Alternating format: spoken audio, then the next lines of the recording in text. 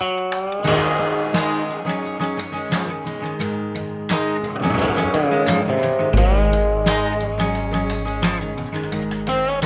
to another episode of The Mouse and Men, where we explore the grown-up side of Disney. I'm Bradley. I'm here with my my co-caster, if you will, Chris. Ooh. Chris, we made it through Christmas, and now it's time to bid farewell. Maybe not farewell. Good riddance to 2020. But just want to say that I'm just glad to be able to talk to you again. If you didn't know, here in Nashville, we live just outside Nashville. Call it a terrorist attack, a bombing, whatever, just took out internet and cell phones for a lot of people across Tennessee, Kentucky, Alabama. I've heard even into Georgia. Glad really everybody's okay. Only 3 injuries to speak of. But glad to be able to talk to you again. Yeah, it was weird. We, on Christmas Day, heard about the bombing/explosion in downtown Nashville.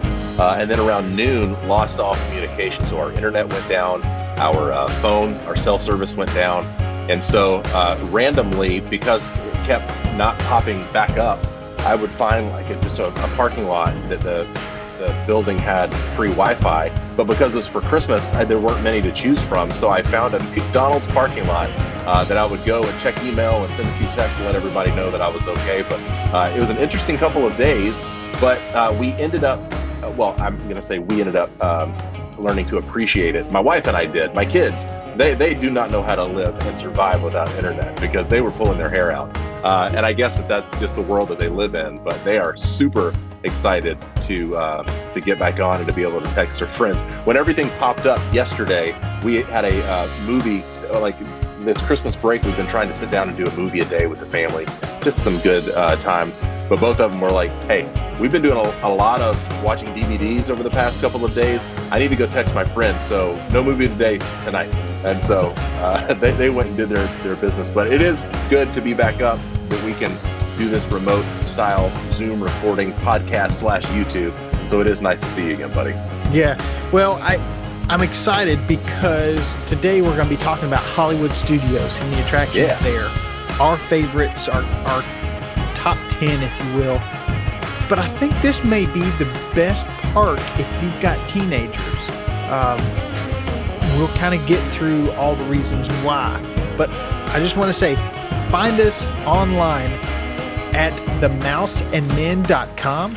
There you can find links to all our social media, or just go to @themouseandmen on Facebook, Instagram, Twitter. You can find us on YouTube as well, where we broadcast the podcast. But without further ado, let's jump into the attractions at Hollywood Studios.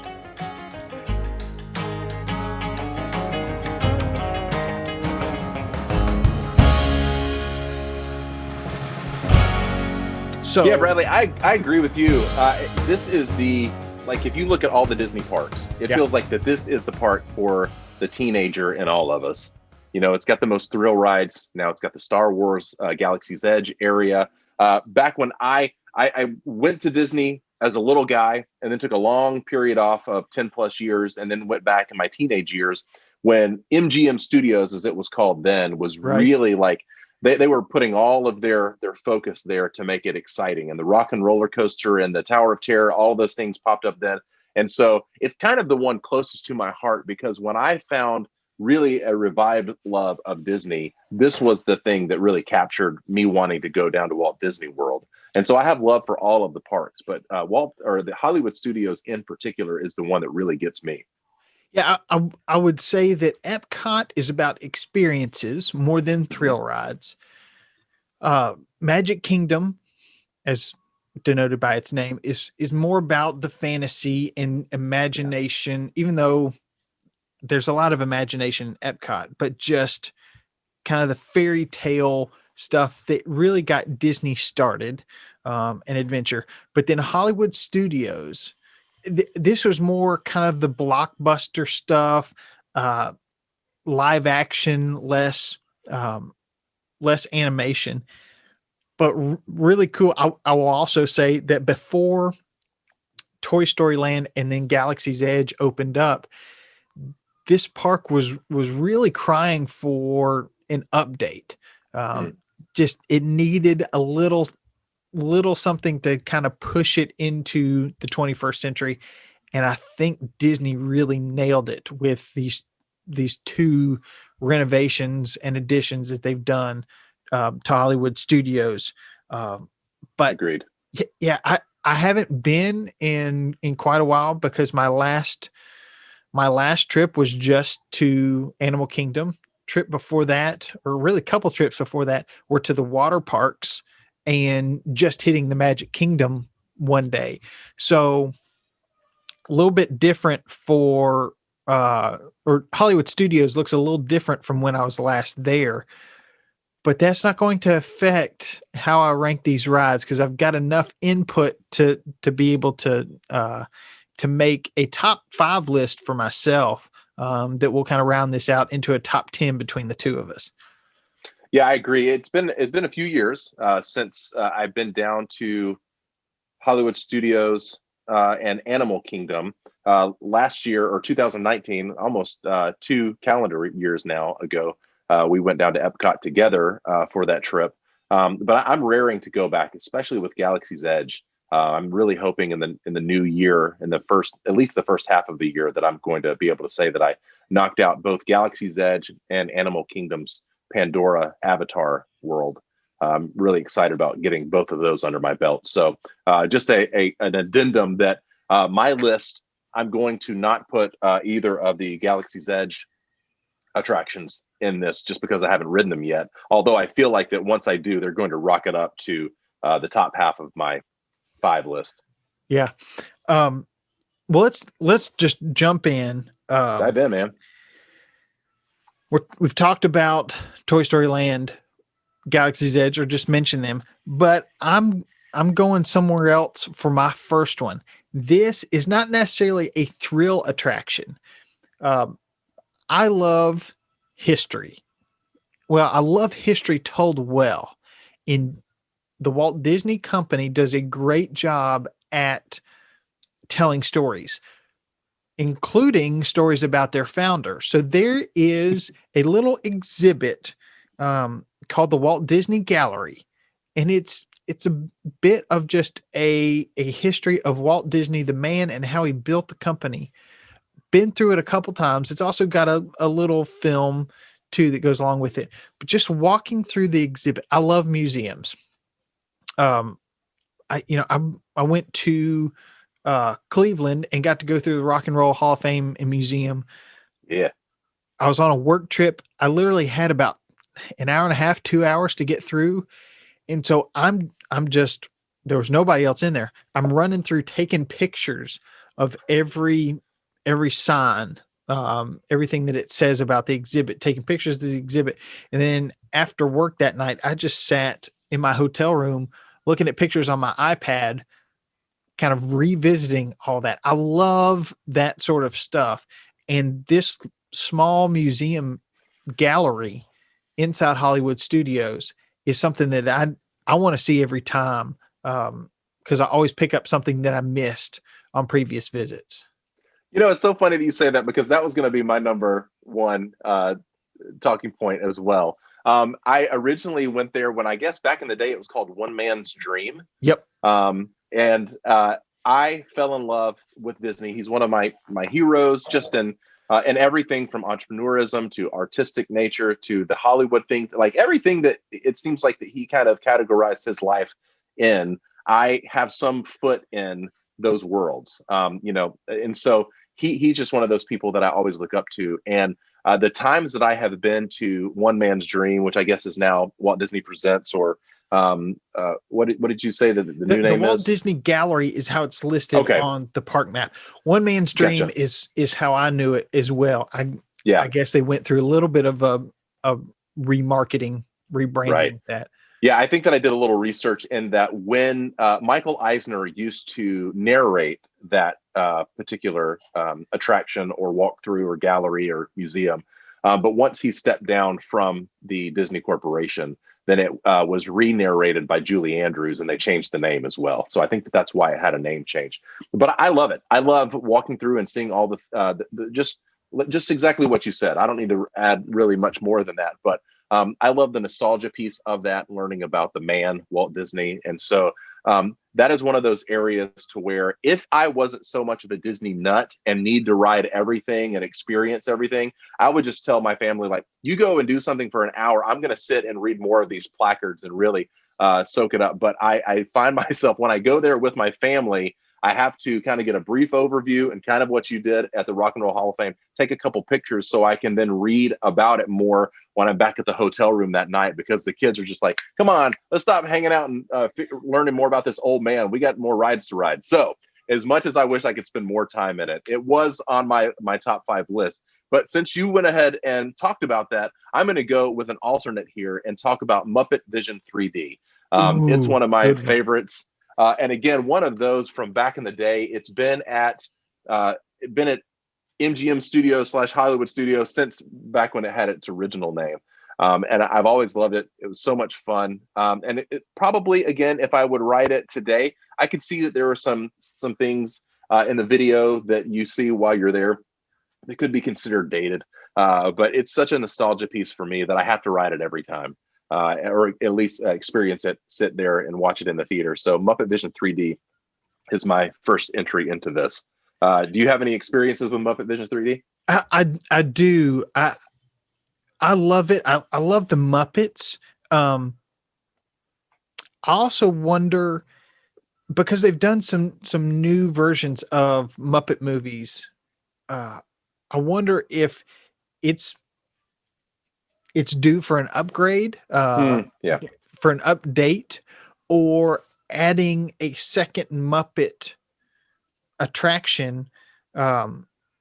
Space is a little limited, and they've been trying to kind of move some stuff around with Galaxy's Edge and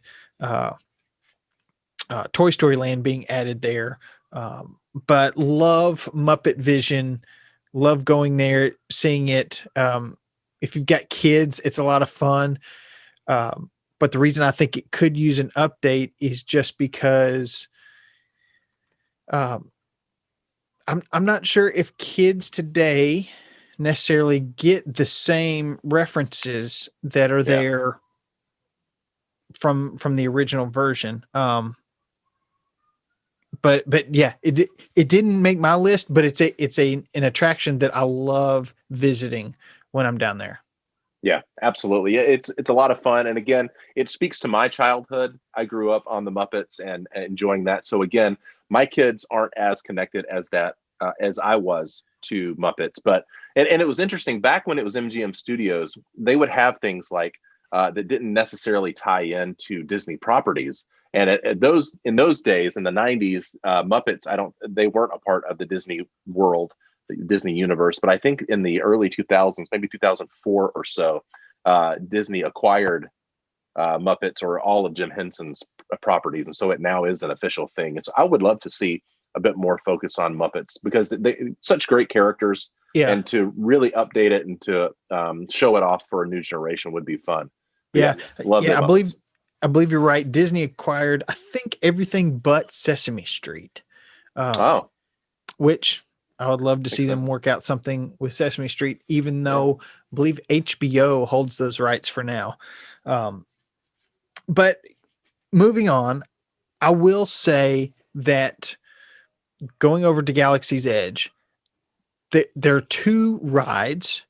So I'm going to kind of throw in a couple here, though I have not ridden Smuggler's Run. This is the one where you get to drive the Millennium Falcon. I believe there are 6 positions, maybe 8 positions in there, captain, I don't know, navigator. I can't remember all of those because I haven't ridden it. But you get to fly the Millennium Falcon. How cool is that? I mean, heck yeah. I'm not a Star Wars fan yet, but getting to fly this ship across galaxies sounds awesome. And from people who have ridden it, they say it's just amazing. The technology makes you really feel like you're you're in a spaceship doing something. But I also want to say there are a lot of cool things, especially if you're Star Wars fans. There's blue milk, whatever that is. And they say it's not, it's kind of fruity, but I guess it's thick like a milkshake or milk or something. Interesting. But also there are two things you can do. You can build lightsabers and you can build droids. And that's cool. Now you're going to pay a little bit extra, $150 or something like that for each droid or lightsaber. It may vary, but you get to go in and do some of this stuff, which if you were in a galaxy far, far away, you get to go pick out a lightsaber. I guess if you really wanted a droid, you could go to a droid shop and have them build one for you or pick one off the shelf. I think you can buy an R2D2 for $20,000 or something like that. A replica scale model. Just pocket change. Probably have it rolling around in your pockets while you're visiting the park. Just quick 20 grand. Yeah, there's somebody that'll buy it. But that sounds like really cool stuff to do. I want to just go, watch people assemble these lightsabers, watch people assemble these droids, because I know they love this franchise so much.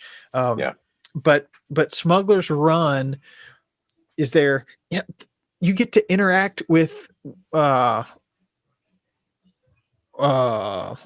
the rebels and I don't know who the bad guys are. The rebels and the Imperial forces or the Alliance, I believe.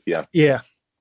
You're caught in the middle of that story, really immersed in Star Wars folklore while you're there. So I would say just the entire land is an attraction, and everything I hear is it's just fantastic. These are people who, from people who love the originals, and I'm talking about the original theatrical releases, they get mad that things have been tampered with for DVD releases. They didn't like episodes 1, 2, and 3. Really picky with their Star Wars stuff. They really love Galaxy's Edge. Yeah. For those purists out there, it is a treat. So I hear. And ironic that you were talking about building the lightsabers, because over the past couple of days when we did not have internet or cell service, one of the ways that we entertained ourselves is we all piled up in my son's room and sat on the bed while he played a PS4 game called Star Wars Fallen Empire or something like that. And so we watched him, like it was one of the games that he could play that didn't require internet access. And so he could play kind of story mode, and he plays a Jedi that's like building his skills. And as he's building his skills, he builds his own lightsaber and everything. So it's interesting that you say that, because the thought of my son being able to go to Hollywood Studios and make his own lightsaber, I think is an experience that we may have to take care of before he gets out of that age bracket. But as a lot of Star Wars fans, he may never grow out of that age of loving Star Wars. So it sounds like that'd be a fun experience for him specifically, because Star Wars Fallen Order is the name of the game that he's been playing. He really gets into the fine details of the different colors and the sheen of the metal and the different things, and if it can shoot the lightsaber out of both ends or just one end kind of thing. So really cool. And I would love to take him there and give him that experience. Well, hopefully he doesn't actually listen to the product that his dad puts out there, and you can surprise him with that. What a cool surprise, while you're going down there or you're headed to the park. Hey son, guess what we're going to do? You and I are going to go build lightsabers together, something like that. Oh, that'd be killer. That would be a blast. Because I know your kids are kind of getting to that age where it's, I don't know about Disney. Yeah, but this park, this land in this park, I think is really going to speak to the teenagers in your house. Yeah, I agree. And which leads to my my second on the list, which is the Star Tours, The Adventure Continues. I remember when we went a handful of years ago, when my son was quite a bit younger, he walked into it. Galaxy's Edge wasn't there yet. Star Tours was the only thing that we had that was associated with Star Wars in the parks. And he walked through, and it was like you could see him kind of like turn into one of those characters. He was walking around what was the planet of Endor, I believe, and he would get on one of those speeder racers, and he just had this scowl on his face, like, I'm gonna beat everybody. And so he had like he went into character when we went there. And so Star Tours, The Adventure Continues, was his first ride that he ever did that had a Star Wars theme to it. I had ridden it years before and fell in love with it. They have since updated it. It was originally just called Star Tours. Now it's Star Tours, The Adventure Continues. And they bring in some different, like if you get on the ride, you can take different paths. And so the ride is not the same every time. And I love that about it. And it was one of the first rides that I'd ever ridden that you get into it and you can feel it moving all around, that track system that Disney has perfected over the years. Star Tours was one of the first that had that, and just amazing. But it's even better now that The Adventure Continues is here. So that's my number 2 on the list. Yeah, I was going back through and I was like, man, they've done some updates. They're really awesome to this. Just not being a Star Wars fan, I haven't ridden it in a long time. But I think they saw how people gravitated towards that. And that's back when Star Wars was just licensed to be in the parks. George Lucas still owned all the rights to the movies and everything. But just kind of licensed that out for Hollywood Studios, MGM Studios at the time.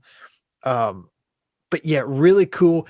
And to see how it's progressed from that one ride to an entire land.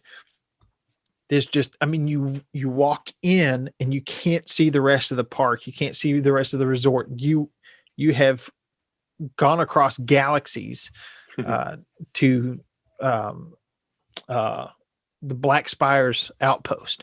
So really cool that Star Tours made your list. I'm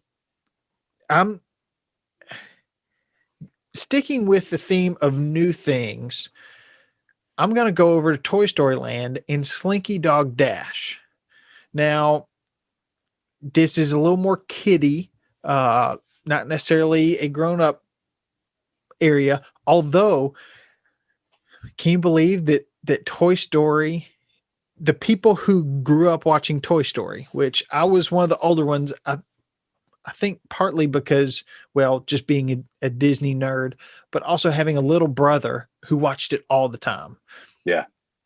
Now we're in our late 20s, early 30s with kids of our own watching Toy Story 4. It's a cool nostalgia thing, but also Slinky Dog Dash is one of the longest roller coasters on Walt Disney World Resort property. I read that it's about 2 minutes long, which is a long time for a roller coaster when you think most of them are probably a minute or less. Yeah. Now you start thinking, okay, I stand in line for an hour for a roller coaster that lasts 60 seconds. Something doesn't quite add up. But yeah, really. People who have ridden Slinky Dog Dash say it's really, really great. And hey, you get the most bang for your buck with a 2 minute ride. Heck yeah. Yeah. For my third, I'm going to stick in that Toy Story Land as well, and go with Toy Story Mania. I love that ride. It is so much fun. It is so immersive.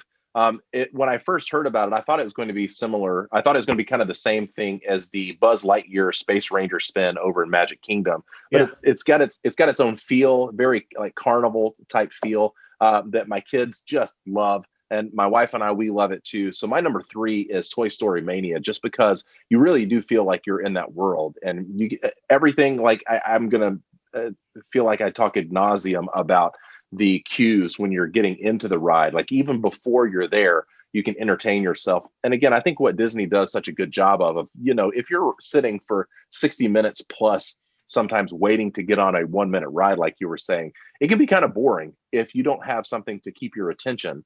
And you're trying to wonder why the guy keeps trying to cut you when you go around a corner kind of thing. It can get aggravating, but that Toy Story Mania cue it's just great because you feel like you're in the world of Toy Story the whole time. And so from walking into it, into the queue, and then onto the ride, it's just a blast. So that makes my list for Hollywood Studios as well.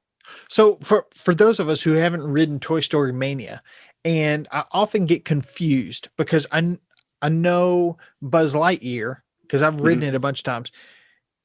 You're in a ride vehicle. Yep. They're two basically gunner seats, and you've got these kind of Buzz Lightyear-esque guns, and you push the thumb button, and you're firing at little Emperor Zurg logos, trying to defeat Emperor Zurg. Good memory. Yeah. What is Toy Story Mania? Because it is kind of this arcade is not really the right term, right? Yeah. But it's some sort of interactive game, right? Yeah, it is similar to the Buzz Lightyear Space Ranger Spin. It's kind of like a shooting gallery kind of thing is what it kind of comes to, but it's more of a carnival feel. You're shooting out little discs to try to get it over a cone or something like that. And so it's a similar ride idea, but it's more of Buzz Lightyear is just Buzz Lightyear's kind of world in the Toy Story universe. But the Toy Story Mania is more of kind of like you're at a carnival, and all of the characters of Toy Story are there as well. So it's a little bit more immersive into that Toy Story world. Love it. Toy Story Land. It's been a while since I've been back to Hollywood Studios. Look, I've talked to my wife about, hey, I need to get down there. So maybe sometime when we go visit her side of the family, which you and I know is exactly halfway between Nashville and Orlando. Yep. I said, look, I may just have to go for a day, drive down there, get, like we did, get to the park early, spend a day in Hollywood Studios to see Toy Story Land and Galaxy's Edge, and then hightail it on back up to Atlanta. It might just have to happen. All right. So we're about, I guess we're through 6 attractions. Yep. The next one, and I have a feeling that the last 2 on my list are probably also on your list as well. Yeah, buddy. But I'm going to go with the Rock and Roller Coaster, featuring Aerosmith. Yeah. I mean, 0 to 60, and I don't know, I guess it's 60. It feels like 60 miles an hour in no time flat, kind of living the life of a rock star. In Aerosmith, I don't know when the last time they were relevant, but growing up hearing Aerosmith songs, I love this attraction. You get to hear kind of their greatest hits played as you're whipping around LA, in like a nosed out limo is what it feels like. Yeah. But I love it because it goes fast, and being a guitar nerd, guitar lover, rock and roll lover, I love this attraction. It is one of my favorites, and I think it did make my list as the top attraction for me in the Hollywood Studios park. It is just everything from nostalgia to rock and roll to just great roller coasters. It ticks so many boxes for me. I love it. It's certainly up there for me. Quick trivia, if you can recall, do you remember, and again, no points off if you don't, the name of the record studio or the record label that we are walking into when you come into Disney or the Rock and Roller Coaster? I don't. It just popped in my head. So it sounds, if you had asked me 20 minutes ago, I probably wouldn't have remembered, but you starting to talk about it, I was like, G-Force Records is the name, I believe, of the record studio that Aerosmith is recording for. So I think it's called G-Force. Well, leave it up to Disney to come up with some sort of clever name for their studio. Another thing that I love about this roller coaster is, in a way, it's like Space Mountain because it's inside, it's awfully dark, but it's not completely in the dark because it's lit up with black lights.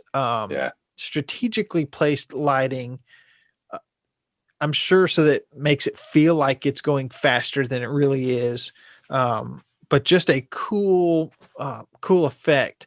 But also, I was on a Disney group, or in a Disney group on Facebook, and they said, okay, if you were to retheme the Rock and Roller Coaster with a different artist, wrong answers only, what would it be? And it was great reading those suggestions, but also it made me think, okay, Aerosmith may not be as relevant.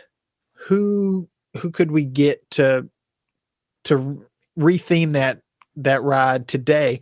And the first thing that I thought of was Kings of Leon. Kind of your, just the kind of the stigma around them is that you're that classic rock and roll group, loves to party, kind of in that Aerosmith vein. But I think that would be a cool retheming of that ride. Also thought, if you want to go a little more poppy, Maroon 5 would be a great option as well. But Chris, a little trivia for you. Do you have an idea of what direction you want that to go if they decided to retheme it and go with somebody other than Aerosmith?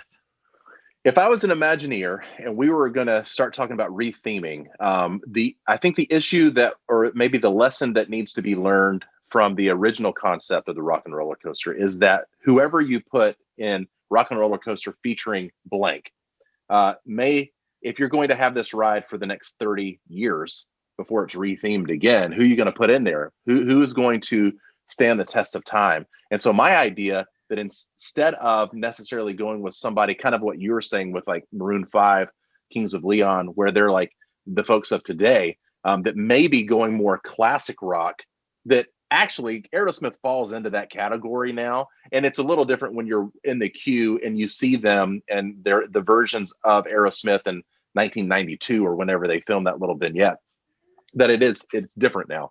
But maybe going even more classic rock, of saying somebody like the Rolling Stones or even the Beatles, somebody like that like is kind of the epitome of rock and roll over the past 60 plus years. Those two names really stand out as ones that have stood the test of time, regardless of the generation you start listening to them in. And so maybe something like that, like a classic rock vibe, would be a cool feel to go as well. I don't know necessarily what you would do if you wanted to represent the actual people, because they're only getting older, kind of thing. And that was kind of a major thing that you look at with, you're seeing the Aerosmith styles and everything from the early 90s when you go through that ride. So maybe it would have to be a bit of a different way that you would show the band. The music is classic and will live forever, kind of thing, even, just like the Aerosmith tunes, but the styles and the people individually get older over time. I think your idea has sparked something. You get Paul McCartney and Keith Richards, and it's not necessarily the Rock and Roller Coaster featuring Paul McCartney and Keith Richards, but it's the Rock and Roller Coaster, kind of the history of rock music. And yes, you get Paul McCartney, who I think really keeps up with kind of more modern music. Yeah. But you can get Keith and Paul talking about, their influences, but then where their influences have led to today. I think that could be really cool. And you just kind of fly through the history of rock and roll music. Would be a really cool thing if you can pull it off. And if anybody can pull it off, it's Disney Imagineers. Yeah. And, taking that and adding to it, doing what we talk about every episode, plussing it even more. Maybe it's something that where you could add in a band like a Kings of Leon for like a limited time. So like there is kind of how Haunted Mansion will do the not so scary Halloween kind of thing, or the holiday, that you could theme it for certain bands that are really popular in the moment for a limited time. So it would get some of those diehard fans of like, I've got to go ride the Rock and Roller Coaster featuring Kings of Leon because it's only here through the fall, kind of thing. So that would be an interesting way to do it as well, to where you're they got the music of Kings of Leon as you're on the ride, and you can do that, but maybe some cool kind of layover to where laying over the ride itself to have repeat value and coming and riding the roller coaster over and over again.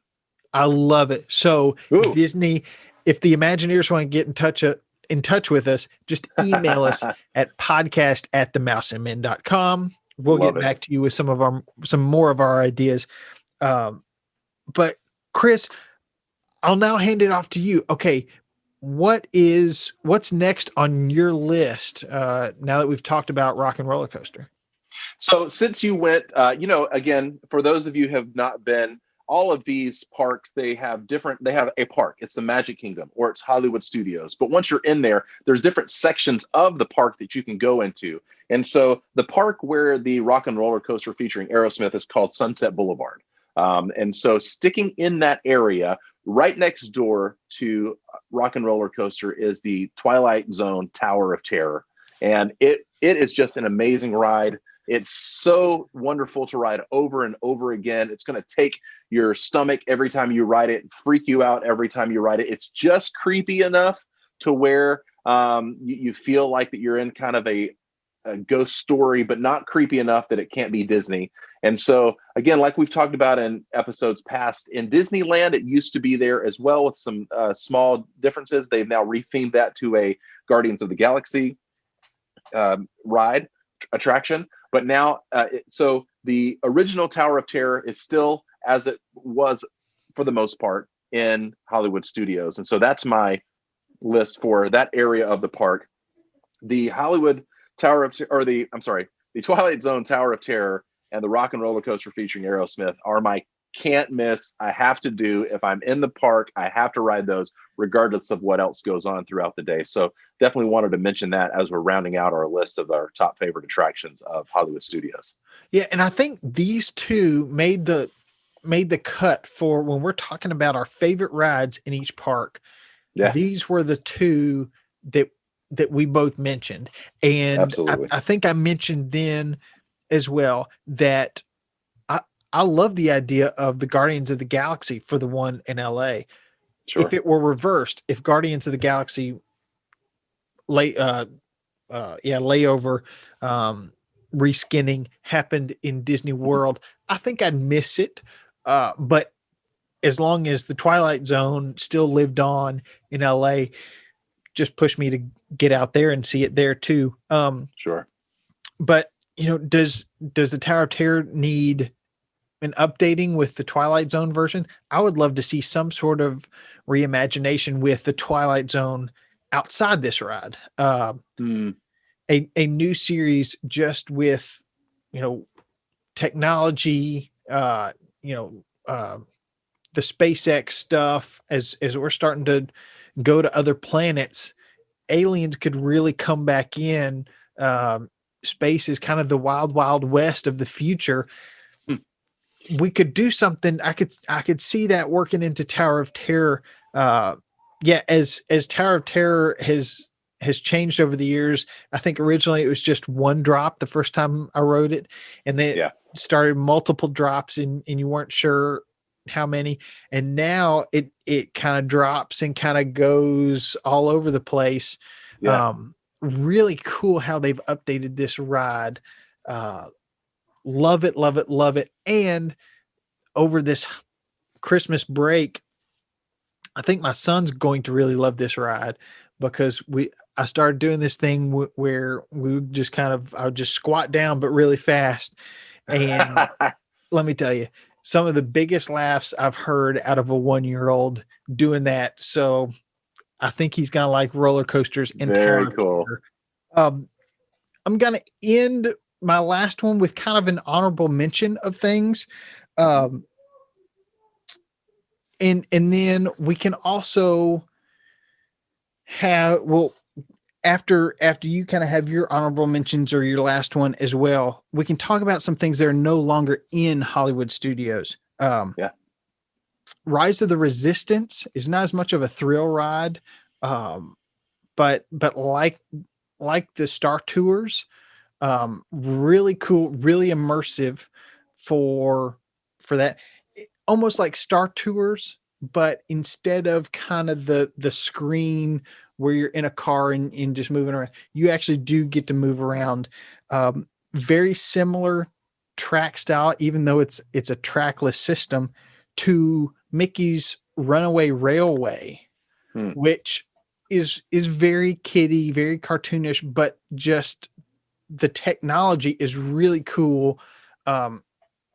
It's like those kind of rides.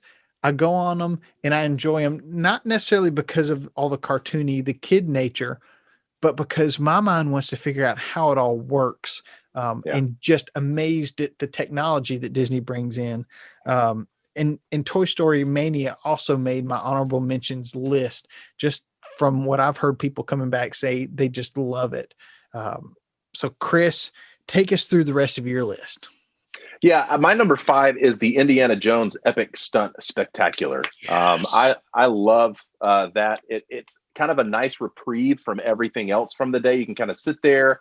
It takes a bit, like you can find your seat and settle in, and hopefully you've got a nice mid Florida cool breeze blowing through. That doesn't happen often, but they try to keep it canopied off so it's not direct sunlight on you. But it's just such a cool old school stunt spectacular where you see Indiana Jones interacting with all of his foes and trying to win the day. But I love it every time I go. My kids really enjoy it as well. And so because of that, it's definitely got to make my list of must-dos when you're at Hollywood Studios. But talking about the honorable mentions, for me, it was the Mickey and Minnie's Runaway Railway, where it's now they're kind of in that Grauman's Chinese Theater where the Great Movie Ride used to be. And so kind of an in memoriam honorable mention is the Great Movie Ride. I loved it. Again, over time, it looked dated, and the particular movies that they used to highlight the history of cinema from Hollywood, it wore on you because there was no new movies added to those lists because it was a fixed ride. But it was just such a wonderful ride and experience and piece of nostalgia for me, being a movie fan. I hate that it's not there anymore. I understand why it's not there anymore, but I do miss it. And so there are a couple of really good ride throughs from the Great Movie Ride when it was still operating at its peak efficiency before a few things kind of broke down and things kind of became like still lifes versus moving sets as the ride slowly broke down over the years. But really miss it. And so if you also miss that, or don't even know what I'm talking about, feel free to go onto YouTube and find some of those ride throughs for the Great Movie Ride. Yeah. And a bit of trivia. I believe there was only one movie in the entire ride where the title was actually mentioned. I could be getting this trivia wrong, but Chris, do you know what movie that is? Oh, the only place that the title was mentioned. Was it Alien? It was not. What I'm thinking of is Good Morning Vietnam. Oh, because that is the, kind of the scene is Robin Williams' character getting up on a mic and just yelling "Good Morning Vietnam," and that clip was in there. But I think for the licensing for all this stuff, because it wasn't just Disney films, it was from all of Hollywood to kind of work it out. That's what they ended up doing. That's great. But yeah, great ride. Sad to see it go. Excited to see what took its place. Also, there was the backlot tour, which was really cool. Had to go away for some of these new things that are now there. The animation they had, and I think this was you saw some of this on the backlot tour. But there used to be a place where you could go and you could sketch characters. We talked about it last week with the Animal Kingdom. You can now go sketch some of Disney's most beloved animal characters out there. So that idea is still alive, though maybe a little more limited in the characters, though there are plenty of animal characters to sketch. And finally, something that you and I were talking about before we went on the air was the Honey, I Shrunk the Kids play area, which was just such a great concept from a movie that I went back and rewatched. Just fun, because I think this is something we all imagined doing as kids in the backyard. What if we were this, smaller than an ant? And then Disney built that in their park where you're climbing through huge Legos and, blades of grass that are the size of palm trees. Just what a blast that was to experience as a kid. My kid's not going to get to experience that, but he gets to experience a lot of stuff that I didn't as a kid. So that kind of rounds out my honorable mentions from Hollywood studios past. I would echo the magic of Disney animation as well. It was one of those to where when, especially in the early mid 2000s, that when I went to Hollywood studios, I had to stop by because oftentimes they would show what they're working on. And so what's coming down the pike for Disney animation in the years to come. And so I first heard about some things like, I'm trying to remember some of the things like Brother Bear and things like that from walking through that tour and seeing some of the animators there. And I think that the art or the magic of Disney animation closed to make way for what's now Star Wars Galaxy's Edge, I think is what really was the nail in the coffin for it. But I loved it, miss it. And it's also an honorable mention of mine. Well, Hollywood Studios, it is the park for the older kids in us, I would say. Yeah, absolutely. And we would be amiss if we didn't get to our plussing segment for this week. So let's get to plussing. Plussing.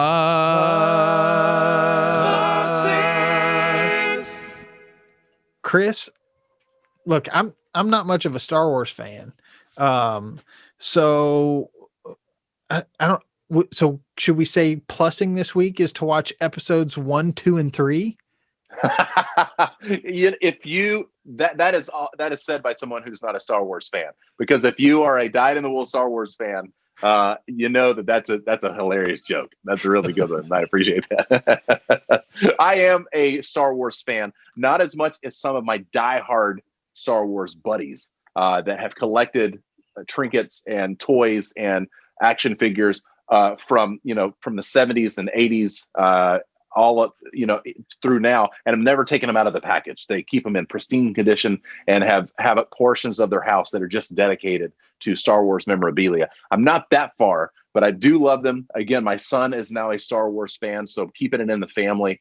And so I wouldn't recommend episodes 1, 2, and 3 if you're starting down that journey of Star Wars fandom and lore. Well, okay, so what can we watch as winter's here, days are short, it's cold, we don't want to go outside. So what can we watch to really plus our experience? If you're going to dive into the Disney or the Star Wars world, The Mandalorian can't be beat. It is an amazing story. It's more like Star Wars overlaid on a Western movie. It is just amazing, from the music to the style to the way that the characters present themselves. It is an old school Western movie, but told in a Star Wars way. They now have season 2, which season 1 and season 2 both comprise of 8 episodes each. So there's 16 episodes right now. If you haven't checked it out, you got to check out The Mandalorian. It's an amazing story, amazing characters, and it's set in that Star Wars world. And so you can't go wrong if you're trying to either dive in to the world of Star Wars, maybe I should say the universe of Star Wars, or if you want to deepen your fandom, The Mandalorian's a great place to go.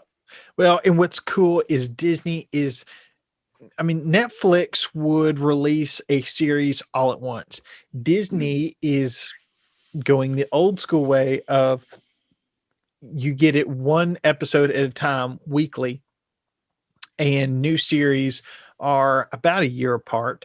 But really cool just to see on Disney message boards and just on social media in general, people talking about The Mandalorian. I mean, I had no idea I knew so many people that were into Star Wars. I feel like I'm missing out, but I don't want to ruin the experience of going to Galaxy's Edge not being a Star Wars fan. Yeah, absolutely. So I haven't watched it yet, but if you do like Star Wars, check out The Mandalorian. I think even if you're just a casual fan, you're looking for something new to watch, it seems like just the storytelling there is fantastic.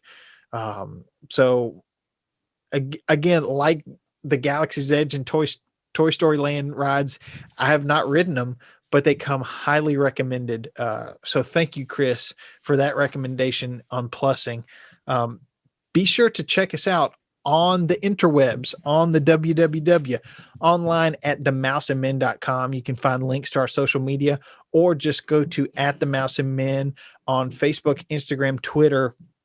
Find us on YouTube, where we broadcast the podcast. I'm Bradley. This is my co-caster, Chris. Chris, I love Hollywood Studios. Me too.